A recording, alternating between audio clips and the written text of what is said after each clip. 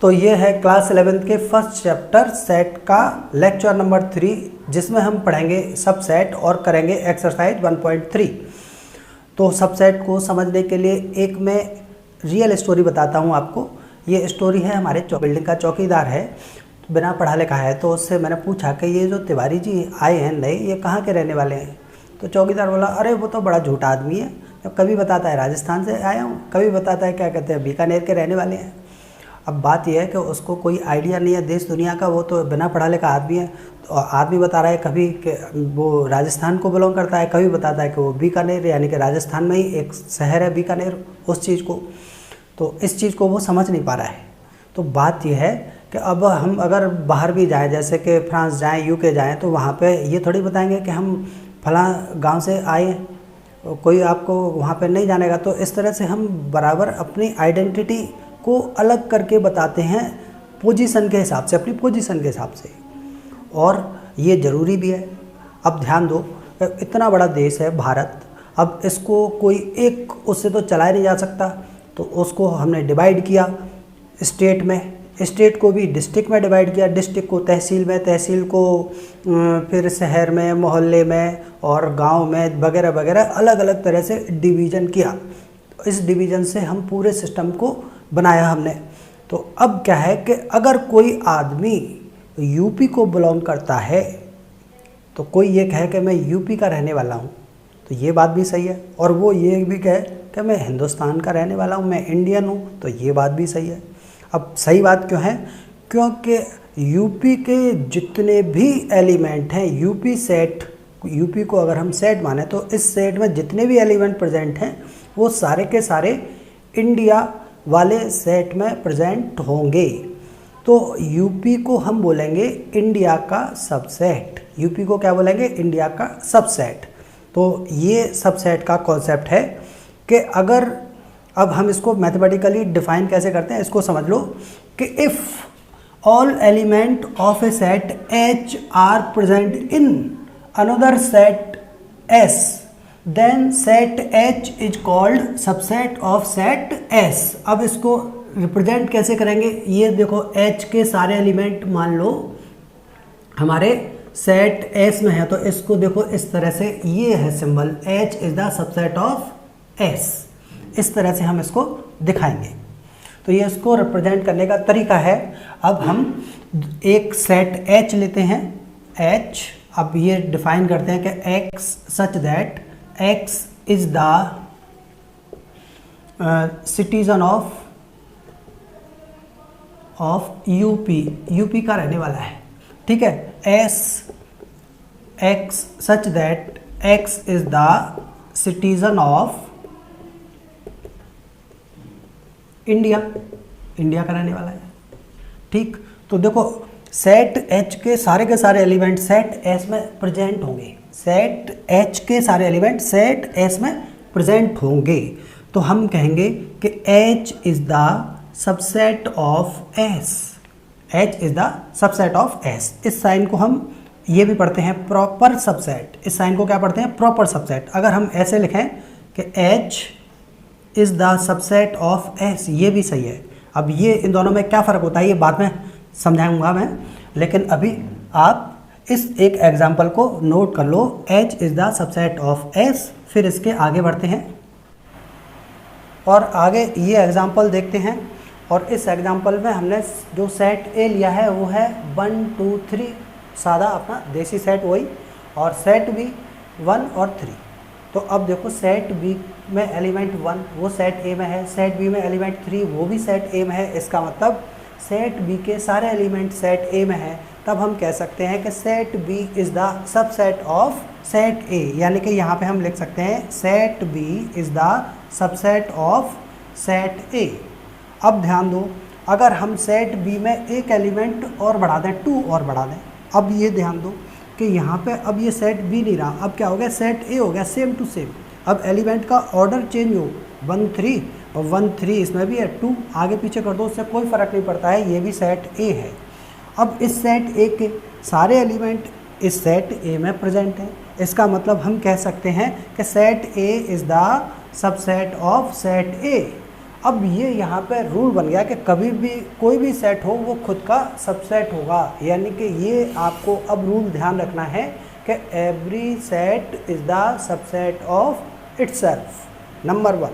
अब नंबर 2 की तरफ बढ़ते हैं कि अगर हम इसमें देखो एक एलिमेंट कम कर दें, अब ये अब ए नहीं रहा, ये सेट बी हो गया। अब हम कह सकते हैं कि set B is the subset of set A, ठीक है। एक और कम कर दें सेट बी में, तब भी क्या होगा, set B is the subset of A. और बिल्कुल ही कम कर दिया, ये लो, अब ये सेट बी है कैसा, एम्प्टी सेट या नल सेट। तो अब भी हम इसको ये कहेंगे लॉजिक के अकॉर्डिंग कि सेट हम एलिमेंट कम करते आ रहे हैं, अब बिल्कुल ख़त्म कर दिए, तब भी क्या होगा, ये सबसेट होगा। यहाँ पे ये आपको डाउट नहीं होना चाहिए। तो नंबर 2 के नल सेट है या एम्प्टी सेट है, वो क्या होगा, सबसेट ऑफ एवरी सेट। तो ये नंबर 2 रूल ध्यान रखना है कि null set is the subset of every set. अब इसके बाद नंबर 3 रूल पढ़ते हैं। नंबर 3 में ध्यान दो कि इसके सबसेट कितने होंगे। ये हमने अलग अलग सबसेट पढ़े। अब एक देखें, एक का सबसेट देखें, एक तो देखो एम्प्टी सेट तो सबका ही सबसेट होगा, एक सबसेट लिख लिया हमने। अब दूसरा सबसेट लिखें हम। दूसरा सबसेट ध्यान दो कि एक एक एलिमेंट लेके हम सबसेट बनाते हैं 1, ठीक है, फिर 2 और ये 3। अब 3 एलिमेंट हैं तो एक एक एलिमेंट वाले 3 सेट हो गए। अब जैसे ये है एक सेट है, अब इसमें एलिमेंट है 3, वो इसमें प्रेजेंट है। इसका मतलब ये जो सेट है ये क्या है, सबसेट है सेट ए का। अब इसी तरह से 2 एलिमेंट लेके बनाए, यानी कि 1 2, ठीक है, 1 3 2 3। ये देखो गलत ब्रैकेट लग गया, सेट लिखेंगे तो उसमें ब्रैकेट कौन सा लगाएंगे, करली ब्रैकेट 2 3। अब ये 2 लेके हमने 3 बना लिए, 3 सबसेट और हो गए। अब और देखें तो और अब बनेगा क्या, every set is the subset of itself. जो हमारा फर्स्ट रूल था वो कहता है कि ये खुद भी अपना सबसेट होगा और 3 एलिमेंट लेके बनेगा ये फाइनली 1 2 3। तो अब यहाँ पे हम कह सकते हैं कि इसके टोटल सबसेट अगर हम काउंट करें 1 2 3 4 5 6 7 8, टोटल कितने सबसेट आए, 8। जबकि किस सेट के, सेट ए के, और सेट ए में एलिमेंट कितने हैं, 3। तो सेट ए में एलिमेंट है 3 और इसके सबसेट हैं 8। तो इनका आपस में कोई रिलेशन होता है नंबर ऑफ सबसेट का, बिल्कुल इसका रिलेशन होगा कि नंबर ऑफ सबसेट होंगे किसी भी सेट में हमेशा कितना, 2 टू दी पावर n। कितने होंगे, 2 टू दी पावर n। ये n क्या है, n है number of element of set A।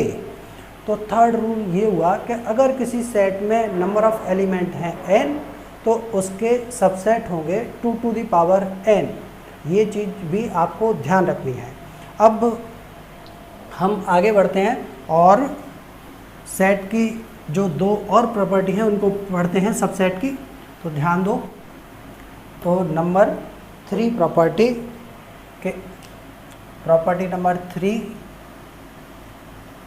If अगर set A is the subset of B, यानी कि B देखो जिधर इसका मुंह बड़ा है वो बड़ा सेट होता है, B कंटेन कर रहा है सेट A को, यानी कि A is the subset of set B, यानी कि A के सारे एलिमेंट हैं सेट B में। यानी कि अगर A को हम यूपी वाला सेट माने तो B हो गया इंडिया वाला सेट, ठीक। Set A is the subset of set B and और and X belongs to set A, और कोई एलिमेंट सेट A में बिलोंग करता है, क्योंकि कोई एलिमेंट अगर जैसे यूपी का एलिमेंट है तो कंपलसरी वो इंडिया का होगा, तो हम बिना उसके कह सकते हैं विच इम्प्लाइज दैट, कोई भी हमें हिचकिचाहट नहीं होनी चाहिए कि X अगर A में है तो B में भी होगा, क्योंकि A के सारे एलिमेंट B में हैं। तो हम डायरेक्ट कह सकते हैं कि X is present in set B, यानी कि X belongs to V which implies that, इसका ये मतलब होगा नंबर 3।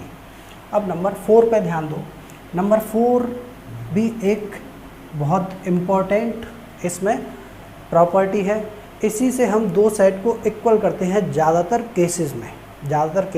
इक्वल करने के लिए 2 सेट को हम इसी प्रॉपर्टी का इस्तेमाल करते हैं कि सेट A और सेट B हैं इस तरह से कि इफ़ सेट A, ये if set A is the subset of set B. Set A क्या है, सेट बी का सबसेट है। ठीक है, यहाँ हम इक्वल का साइन भी लगा सकते हैं। इसका मतलब है कि जैसे साइन होता है ना कि x इज़ लेस देन और इक्वल टू 3, तो 3 से कम या 3 के बराबर, तो हम ये साइन सबसेट का लगाते हैं। इसका मतलब a क्या है, a है b का सबसेट है या b के बराबर भी सेम इक्वल सेट भी हो सकता है। And b is also subset of set ए, यानी कि a के सारे एलिमेंट b में प्रेजेंट है और b के सारे एलिमेंट a में प्रेजेंट है। इसका क्या मतलब है, इसका यही मतलब है कि ये a के सारे एलिमेंट b में है, b के सारे एलिमेंट a में है। इसका मतलब a और b में कोई फ़र्क नहीं है, a और b बिल्कुल सेम है, तभी ये पॉसिबल होगा। यानी कि अब हम कहेंगे विच इम्प्लाइज दैट कि set a equals to set b। ठीक, तो यही हम दो सेट को इक्वल करने के लिए इसका काफ़ी इस्तेमाल करते हैं। तो ये तो प्रॉपर्टी नंबर 4 और 5 है। एक सेकेंड, 4 और 5 इनको नोट करो, 4 और 5। ठीक, ये सेट्स की प्रॉपर्टी हो गई। अब हम इसमें आगे बढ़ते हैं, इसको पहले नोट कर लो आप। तो अब तक हमने पढ़ा है सेट, सबसेट, और ये भी है कि सेट और सबसेट में होते हैं एलिमेंट्स या ऑब्जेक्ट्स। तो सेट और सबसेट में ऑब्जेक्ट और एलिमेंट तो होते हैं, लेकिन मैं आपसे एक क्वेश्चन करूं कि क्या सेट के अंदर सेट भी हो सकता है? इस सवाल का जवाब क्या होगा आपका? तो इस सवाल का जवाब है कि सेट के अंदर सेट भी हो सकता है। जैसे कि किचन सेट की बात करें तो किचन सेट में टी सेट होगा, लेमन सेट होगा, कुकिंग सेट होगा, तमाम सेट उसमें होंगे। तो अगर सेट के अंदर सेट आ जाए, जैसे स्कूल बैग, एक एग्जांपल के तौर पे स्कूल बैग लेते हैं, तो स्कूल बैग में क्या होता है कि स्कूल बैग, ध्यान दो कि स्कूल बैग सेट हमने एस लिया, इसमें है BH का मतलब है बुक ऑफ हिंदी। इसी तरह से बुक इंग्लिश, बुक मैथ, मतलब UKG LKG बच्चे का स्कूल बैग सेट है। अब उसी में क्या कहते हैं, copy of Hindi, copy of English, copy of math और पेन 1 पेन 2।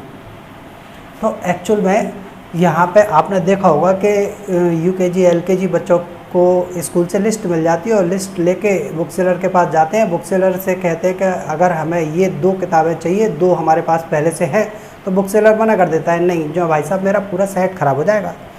तो वहाँ पे वो सेट ख़राब नहीं होने देता, या तो आप पूरा बुक का सेट लो या आप बिल्कुल ना लो।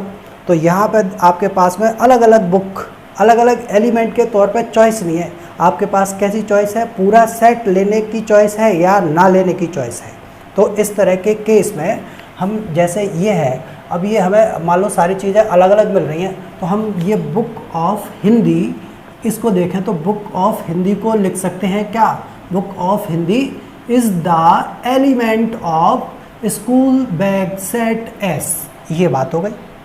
ठीक, अगर हम ये कहें कि ये बुक का सेट है, book Hindi, book English, book math, math की बुक, ये तीनों बुक का सेट मिलके हो गया हमारा स्कूल बुक सेट। अब स्कूल बुक सेट क्या होगा, सेट एस का सबसेट होगा, तो इसको हम ऐसे लिख सकते हैं, स्कूल बैग सेट का सबसेट होगा। ये बात भी सही है, लेकिन अब आपके पास अलग अलग बुक लेने की चॉइस नहीं है, या तो पूरा बुक का सेट लो या फिर ना लो। तो यहाँ पे ध्यान दो कि इस केस में हमें सेट ही लेना है। तो ये देखो, हम ये इसको इस तरह से लिखेंगे, यानी कि बुक सेट एक ले लिया हमने।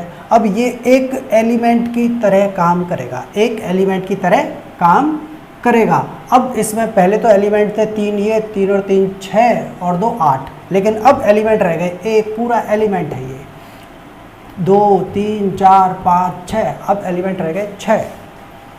अच्छा, तो ये बात पहले सही थी, अब ये बात सही होगी क्या, बुक ऑफ हिंदी क्या है, सेट का, स्कूल बैग सेट का एलिमेंट है? नहीं, अब ये स्कूल बैग सेट का एलिमेंट नहीं होगा, केवल आप हिंदी की बुक अब नहीं ले सकते। यानी कि हम ये कहेंगे कि इस केस में ये बात गलत हो जाएगी, book of Hindi is the element of S, ये बात हो जाएगी गलत, और हम ये सही होगी। अब इसको हम सही बोलेंगे। ठीक, लेकिन क्या ये सही है? अब ये भी सही नहीं है क्योंकि ये अब सबसेट नहीं है इसका, ध्यान दो, ये एक एलिमेंट हो गया, तो अब इसको नहीं लिख सकते हम, ये गलत तरीका है। तो सही तरीका क्या होगा? सही तरीका ये होगा कि ये जो सेट है पूरा का पूरा सेट एस का अब एलिमेंट है, सेट एस का एलिमेंट है, ठीक है। और भी इसके बहुत सारे एग्जांपल मिलते हैं प्रैक्टिकल लाइफ में, जैसे कि आपके सीधे पैर का जूता ख़राब हो गया, फट गया, अब आप दुकानदार के पास जाओगे तो ये थोड़ी कहोगे कि भाई साहब मेरे सीधे पैर का जूता ख़राब हो गया, आप केवल वही दे दो, वो नहीं देगा आपको, क्योंकि वहाँ पे पूरा शू का सेट है, वो पूरा ही लेना पड़ेगा आपको, सीधे पैर का भी उल्टे पैर का भी। तो वहाँ पे आपके पास चॉइस नहीं है, आप ये को सीधे पैर का जूता एक एलिमेंट हो गया, उल्टे पैर का जूता एक एलिमेंट हो गया, नहीं, शू सेट पूरा एक एलिमेंट होगा, ठीक। अब तो इस तरह से हमने ये देखा कि सेट के अंदर आ सकते हैं सेट। तो अब ध्यान दो, एक स्पेशल सेट डिफाइन किया गया, क्या कि जैसे हमारे पास एक सेट है ए, एक सेट है ए जिसमें मान लो एलिमेंट है हमारे पास x, y, z। तो अब इसके सबसेट कितने होंगे? तो किसी भी सेट में अगर एलिमेंट हैं 3 तो उसके सबसेट होंगे 2 to the power 3। अगर सेट में एलिमेंट हैं 3 तो सबसेट होंगे 2 to the power 3 यानी कि 8। तो इसके 8 सबसेट होंगे। अब वो कौन कौन से सबसेट होंगे वो देखो, उनको लिखते हैं हम। सबसे पहले तो empty set is the subset of every set, empty set हो गया। फिर इसमें से एक एक एलिमेंट लेके x, ठीक है, y और z, ये 3 ही सेट बनेंगे, ठीक है, एक एक एलिमेंट लेके। अब दो दो एलिमेंट लेके x, y, y, z, z, x। अब दो दो एलिमेंट लेके हमने कितने 3 सेट ये बना लिए, दो दो एलिमेंट लेके 3 ही सेट बनेंगे, ठीक। यानी कि अब हमारे पास हो गए 7। अब एक ये सेट खुद ए, खुद सेट ए भी क्या होगा, खुद का ही सबसेट होगा, क्योंकि every set is the subset of itself. यानी कि ये देखो 30, एक ये 8 सबसेट हो गया, x, y, z, ये सारे इस सेट ए के सबसेट हो गए, सेट ए के सबसेट हो गए। अब ध्यान दो कि सेट ए के सारे सबसेट को अगर हम एलिमेंट की तरह लें, सारे सबसेट को, कोई भी छोड़ना नहीं है सेट ए का, सारे सबसेट को एलिमेंट की तरह लेना है और उसका भी हम एक बना दें सेट। ये देखो अब ये बन गया ये सेट, करली ब्रैकेट बाहर लगा दिया। अब ये देखो एक एलिमेंट, दूसरा, तीसरा, चौथा और ये 8 एलिमेंट हो गए इसमें टोटल। तो सारे सेट ए के सारे सबसेट का हमने बना दिया सेट, सारे सबसेट को कोई भी छोड़ा नहीं, सारे सबसेट का बना दिया सेट। तो ऐसे सेट को बोलते हैं पावर सेट ऑफ ए। ऐसे सेट को क्या बोलेंगे, पावर सेट ऑफ ए। इसको हम दिखाते कैसे हैं, पी ए, ये हो गया पावर सेट ऑफ ए। तो कुल मिला के पावर सेट भी एक सेट होता है। तो हम इसको डिफाइन करते हैं कि power set of a set A is also a set of all subsets of set ए। तो नोट करना है आपको इसको, पावर सेट क्या होता है। तो ये तो पावर सेट हो गया। अब इसके बाद हम इसमें पढ़ेंगे ओपन इंटरवल और close interval as a subset of set of real number. तो इसको आप नोट कर लो, इसको हटाते हैं। तो अब हम पढ़ेंगे सबसेट ऑफ रियल नंबर्स। तो रियल नंबर्स में बड़ी दिक्कत ये है कि रियल नंबर्स को हम एक तो लिखने में काफ़ी दिक्कत है। जैसे कि x अगर एक रियल नंबर है और x इज़ ग्रेटर देन 3, तो इसमें 3 से आगे वाले सारे नंबर हम लिखने के लिए कोई तरीका नहीं है हमारे पास में। क्यों? क्योंकि देखो 3 तो हम लिख सकते हैं, लेकिन 3 के आगे वाला रियल नंबर मतलब डेसिमल वाले नंबर, तो 3.00। अब ये इसके आगे वाला नंबर हम लिखें भी तो 3.000000, बहुत सारे इनफाइनाइट जीरो लगाने के बाद भी हम 1 लिख दें तब भी ये 3 के आगे वाला नंबर नहीं है, उसको हम लिख नहीं सकते। 3 के आगे वाले रियल नंबर को नहीं लिख सकते हैं। जहाँ तक बात है नेचुरल नंबर की, तो 3 के आगे वाला नेचुरल नंबर होगा 4। इंटीजर की भी बात करें तो 3 के आगे वाला इंटीजर 4 है। लेकिन रियल नंबर जिसमें डेसिमल वाले नंबर आ जाते हैं उनमें हम ये 3 के आगे वाला नंबर लिख नहीं सकते, ये मैथमेटिक्स में कमी है एक बहुत बड़ी। तो अब इस कमी को सुधारने में कैसे सुधारेंगे? अब इस कमी को सुधारेंगे ये कि अब हम इसको करली ब्रैकेट और ये ऐसे नहीं लिखेंगे। अब हम कैसे लिखेंगे इसको कि सबसे छोटी वैल्यू x की सबसे छोटी वैल्यू, अब x इज़ ग्रेटर देन 3 है तो सबसे छोटी वैल्यू x की क्या हो गई, 3 से बड़ी रहेगी, तो सबसे छोटी वैल्यू लिख लेते हैं, फिर कॉमा लगा देते हैं और फिर लिखते हैं सबसे बड़ी वैल्यू। अब ग्रेटर देन 3 तो x की रियल नंबर 3 से बड़े तो इन्फाइनाइट भी 3 से बड़ा है, तो यहाँ पे हम सबसे बड़ी वैल्यू फिर क्या होगी हमारी, इन्फाइनाइट। अब इसको देखो कैसे वो करेंगे, अब कर्ली ब्रैकेट नहीं लगाएंगे, अब ये लगाते हैं ये साइन, ये वाला, ठीक है, इसको बोलते हैं ओपन इंटरवल। इसको क्या बोलते हैं, ओपन इंटरवल।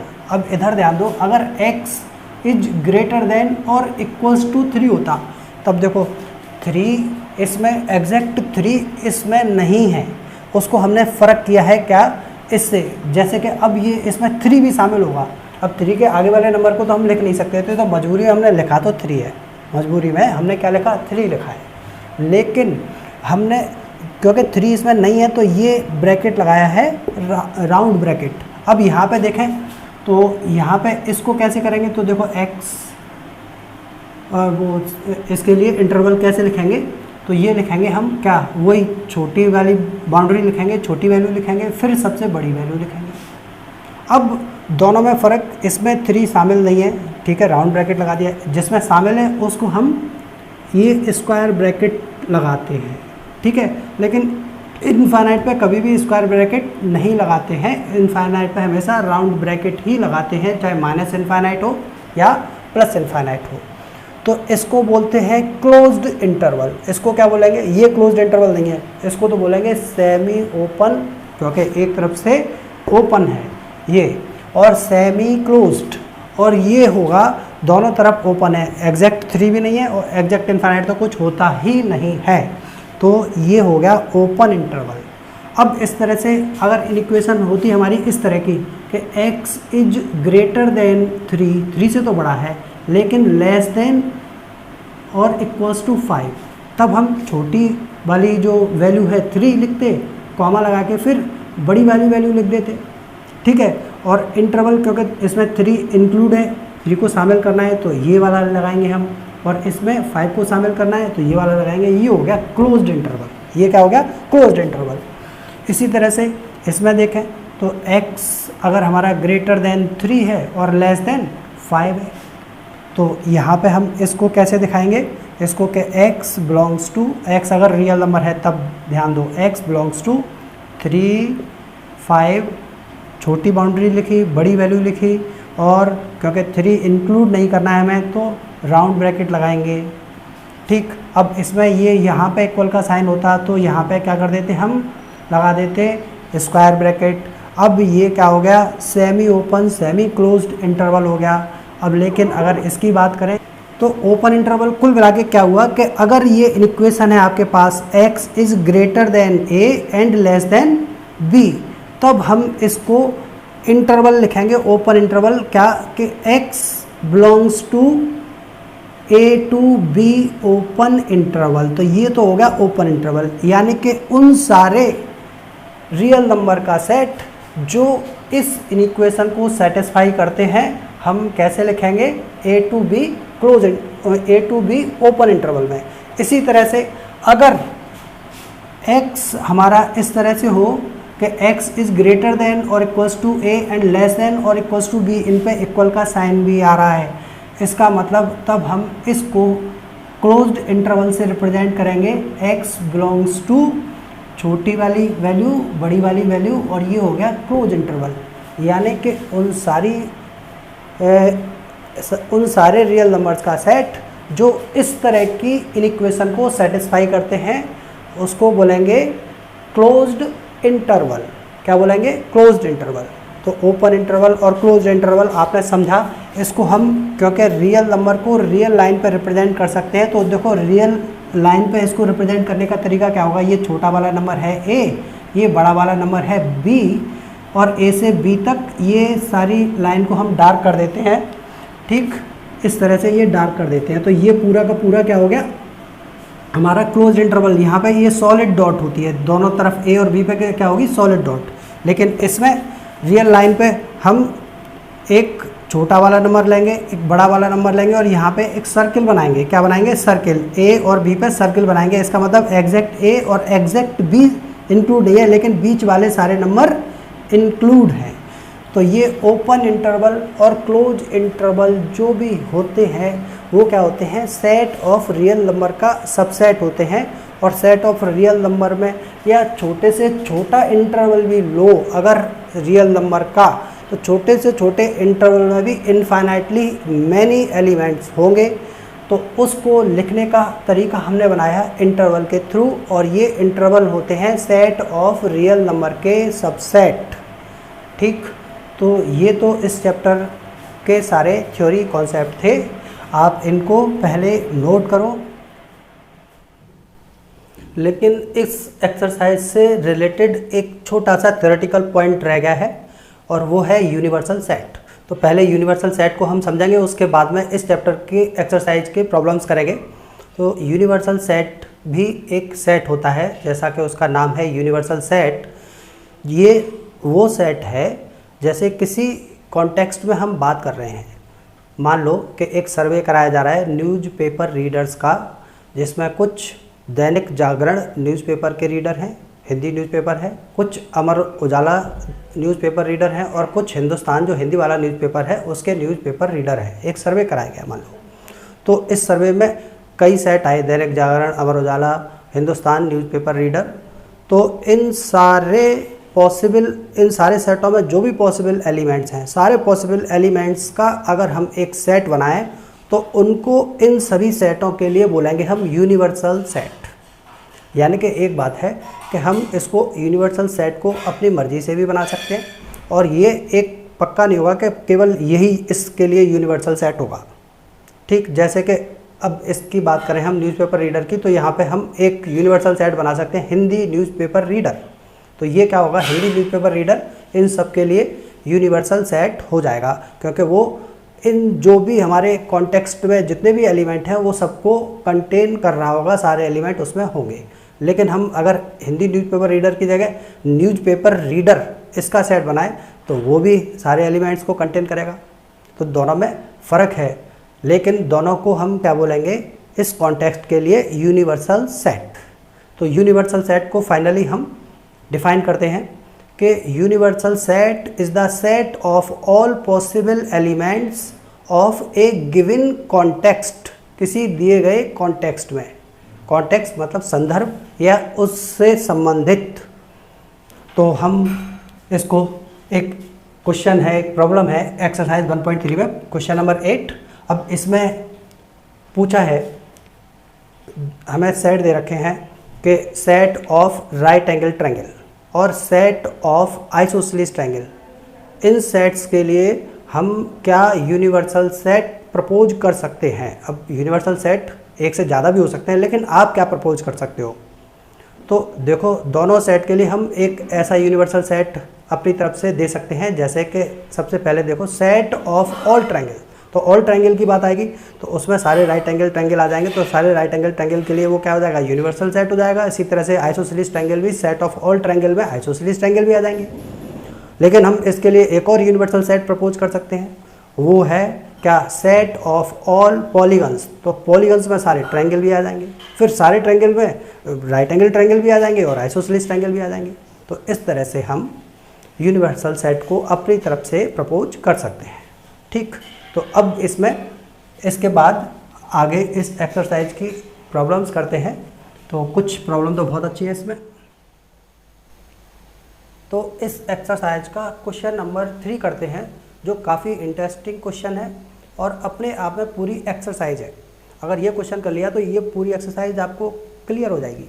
तो ध्यान दो, इसमें क्वेश्चन में एक हमें सेट दे रखा है A1 2, फिर 2 के बाद में ये एलिमेंट 3, 4, एक जो सेट है वो पूरा एलिमेंट है, फिर 5, और उसके बाद में फाइंड द इनकरेक्ट स्टेटमेंट। इनमें इनकरेक्ट स्टेटमेंट कौन सा है।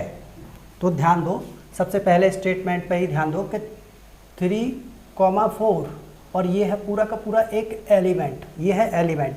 और ये देखो ये साइन लगा हुआ है, तो इससे पहले क्या होना चाहिए हमारे पास, यहाँ एलिमेंट होना चाहिए।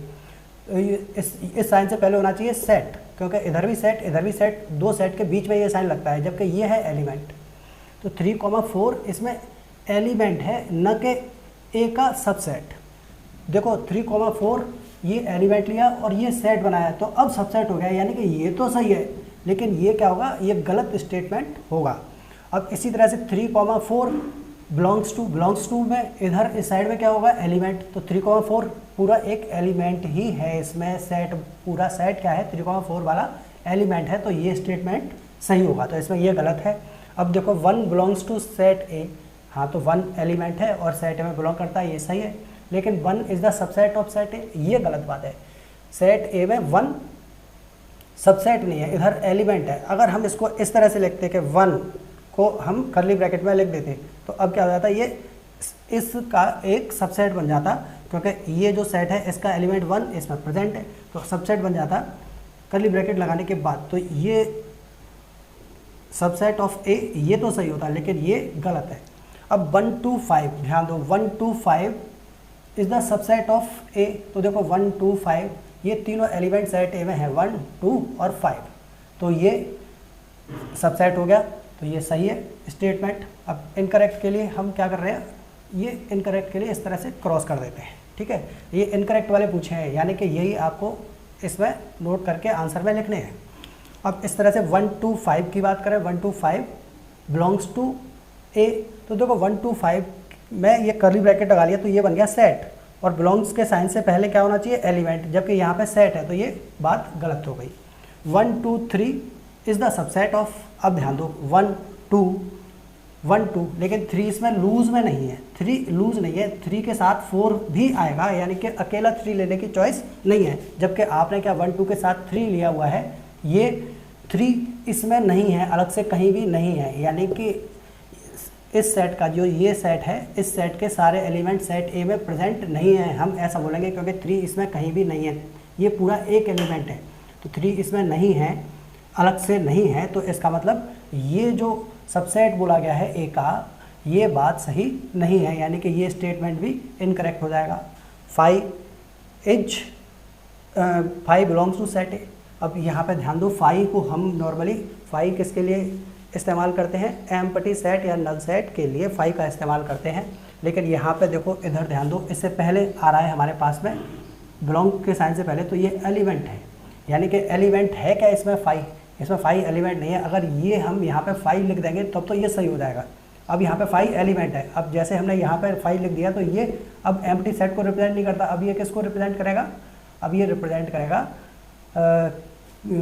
एक एलिमेंट 5 को, तो वो तो यहाँ पे है नहीं, 5 नहीं है, इस सेट ए में 5 प्रेजेंट नहीं है, तो ये 5 एलिमेंट की तरह जो हमें दे रखा है वो बात सही नहीं होगी, ये गलत हो जाएगी। लेकिन 5 is the subset of set ए। अगर इससे पहले देखो ये सबसेट का साइन है, तो इससे पहले ये सबसेट, तो 5 को एक सेट कंसीडर करें, तो ये कौन सा सेट होता है, एम्प्टी सेट, तो एम्प्टी सेट तो सबसेट होगा हर एक का, तो ये स्टेटमेंट तो सही हो जाएगा।